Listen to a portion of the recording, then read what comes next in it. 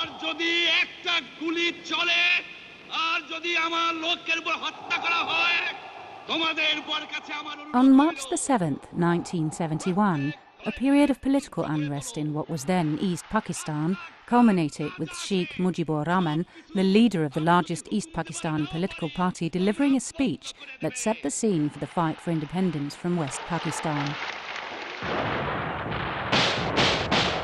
In the war that followed, millions fled the fierce fighting and ended up in refugee camps in India. When the war ended in December 1971, the independent nation of Bangladesh was born. But many questioned whether the new poor nation was able to survive. Food and humanitarian aid was desperately needed. We had one of the largest aid programs in the world here in Bangladesh. In those days, for a long time, the average amount of assistance which Bangladesh was receiving was in the region of $2 billion plus.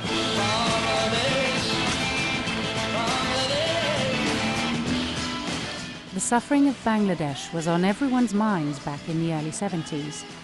The famous Beatle, George Harrison, was amongst the organisers of 2 benefit concerts at Madison Square Garden in New York City to raise funds for refugees from war and natural disaster. In the 40 years that has passed since, Bangladesh has seen impressive growth, and other factors have become more important than aid. Aid today, of course, has come down quite dramatically and plays a less important role. Aid today is a fraction of what we earn from trade and what we earn through remittances. Remittances last year crossed $10 billion. Aid, by comparison, was a little over $1 billion. Despite impressive growth rates and an improving economy, international aid, and the way it's used, still counts in Bangladesh. We still need aid in Bangladesh because dependence on aid, Bangladesh's dependence on aid has declined. That is true. But still, aid continues to account for a substantial portion of our development budget financing. Effectively, aid is a fiscal boost in all countries, and certainly in Bangladesh, where the government's tax take is about 10 or 11% of GDP. It needs to spend at least double that to provide the quality of services for the growing population that it's got to help stimulate the number of jobs it needs to create in the economy.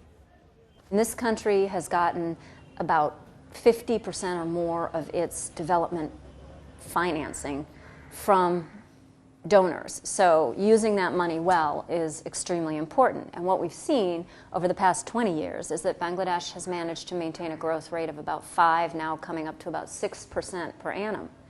This means that growth has gone, much faster than population growth, meaning that average income is rising. With a thriving productive sector and through more efficient aid, Bangladesh sets its hopes for the future even higher. In year 2021, Bangladesh will complete 50 years of independence. And the essence of the vision is, by that time, we wish to be a middle-income country. I think then Bangladesh will be doing what Goldman Sachs has said it can do and be one of the next 11 big economies in the world.